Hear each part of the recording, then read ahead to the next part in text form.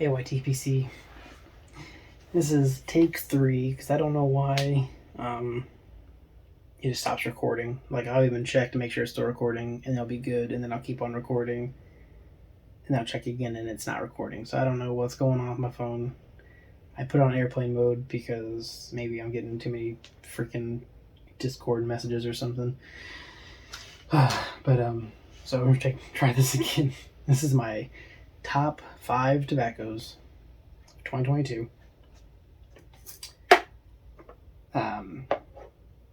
Number 5. It's Uno by Per Jensen and Sudliff Tobacco Company.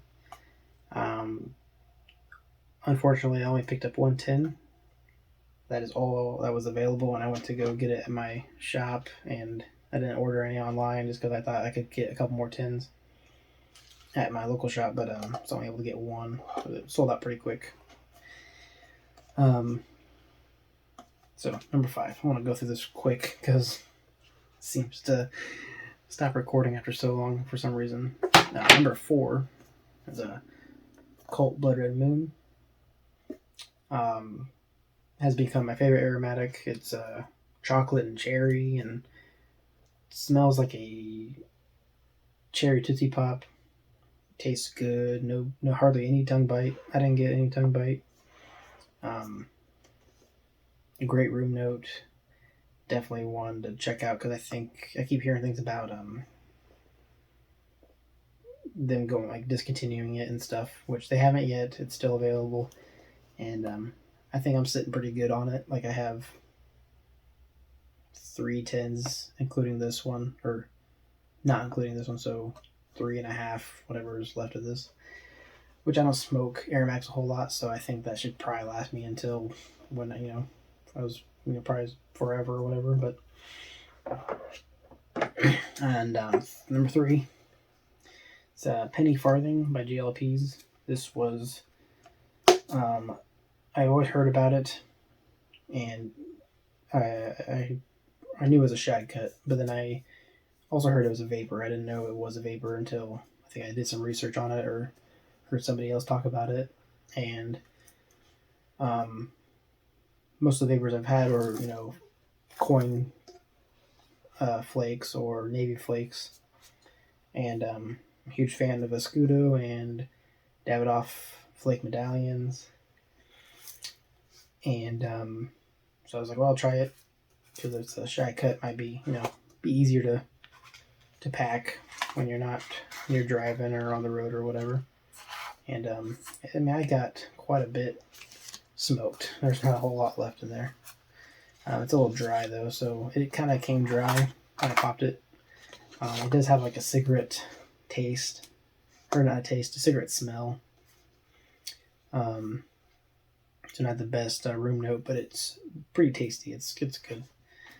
You do have to smoke it kind of slow, because it will smoke hot. So I've been trying it in different pipes, including like a P-lip, and I might give it a shot with like a balsa wood filter, like one of my 7Lers or something. Kind of see how it smokes with that.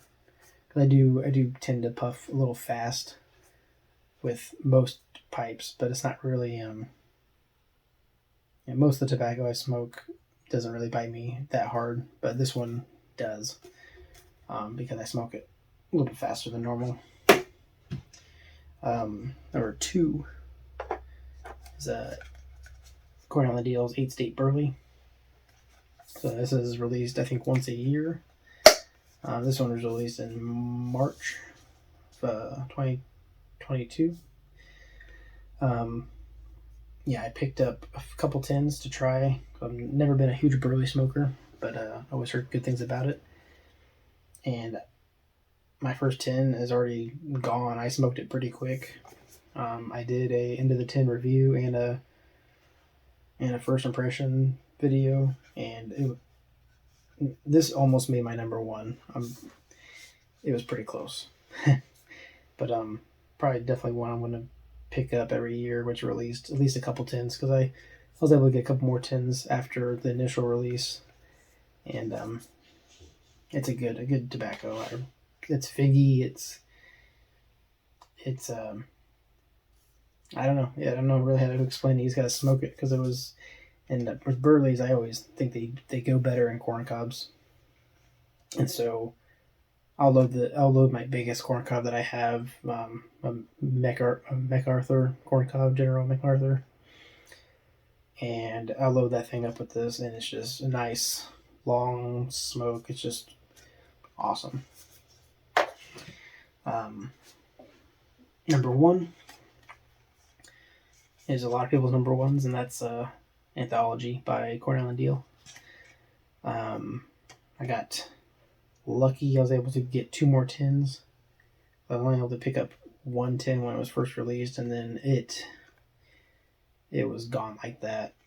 And I wish I would have bought more, but I was able to get 2 more tins from a trade that I did at the Yabo a couple weeks ago, and I was very fortunate there to get at least a couple more tins, so that way I can. Here's the original tin I have opened, so that way I can enjoy this and won't feel bad smoking it, and then save the other 2 for a special occasion or something. Let them sit for a little bit. So those are my top 5. Let me check to make sure I'm recording. All good, so recording. Drinking some Edmund Fitzgerald Porter from Great Lakes Brewing. And I was smoking a Norman Rockwell Straight Apple with some Orwick Dark Strong. This is a for 2020. So I have all these small Mylar bags because I was trying to switch from jars to Mylar bags to save space, and it's not really working too well because unless you heat seal these bags, they don't keep moisture in very well, or at least not for like a long time. So I have a bunch of these bags because there wasn't very much tobacco in the jars. And so I just put them in the small bags, and most of them are pretty dry. So I'm trying to smoke those up so that way that they're not wasted and they don't get any more dry than what they are. And so I'm kind of going through that here lately and just smoking those. But yeah, I was going to do a top cigar list and everything else, but it's taking me forever to do this one video. I can't even get past the tobaccos without it stop recording. So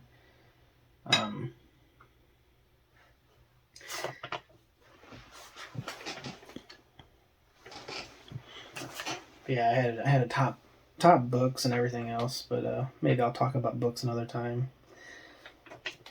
I had a top list of music and podcasts and all that stuff, so maybe I'll do a separate video with other things, but I just want to get my top 5 tobaccos out. I am trying to document more of my smokes this year. I have a journal started. I started it back in November, and then that was my first entry, and then I did a second entry on New Year's Day at 1:40 a.m. But I won't document every smoke because I smoke at least 2 or 3 pipes while driving to work or driving from work, so those pipes probably won't get documented. When I'm just like at home having a smoke or something, relaxing, I have time to maybe journal those, and I'll probably do it with if I smoke a new blend, definitely document it so that way I can give a better end of the year review. Maybe do a top 10 instead of top 5. I did have a top 10 written down, but some of them were kind of pushing it, like they were good tobaccos, but not something that I would probably put at top 10 if I smoked more stuff, I guess, if that makes sense. But I forgot to mention, I had 2 honorable mentions. Mac Baren Burley. I don't have the tin around me. I'm not sure where it went, but Mac Baren Burley was really good. And then Oak Alley by Cornell and Deal was really good as well. So I am looking forward to maybe smoking this a little bit more in the new year, because it is like a cake, pressed cake, crumble cake. It's more of a crumble cake. It's kind of like it's like a plug almost. It's like pretty hard to. You definitely use a knife to cut it up. But I'm hoping to have more time with this tobacco when I have time to actually prepare it and stuff, because it was first couple smokes were really good, and I'm looking forward to maybe enjoying that some more in the new year. So it might make my list next year. Who knows? Yeah. Anyways, hope you guys had a safe night and day. Bringing the new year in and everything. It's my last night off of work, and then I gotta go back in tomorrow, and not sure when the next holiday is, but always looking forward to it. I'm really ready for summer though, or in spring, because it's like it was a lot warmer today, and we ended up smoking a few cigars. We grilled out on the grill, put some steaks on the grill and stuff. So it really made me like really miss nicer, warmer weather, because it's supposed to be like 60 tomorrow, which is kind of wild, and it's supposed to cool down then after that. But definitely ready for spring and summer and warm weather and more cookouts and cigars outside and stuff. So, anyways, thanks for watching, and really enjoying everyone's top tobaccos of 2022. Maybe put in the comments your top 5 if you don't make videos. Yeah, let me know what your top 5 were, and catch you in the next one.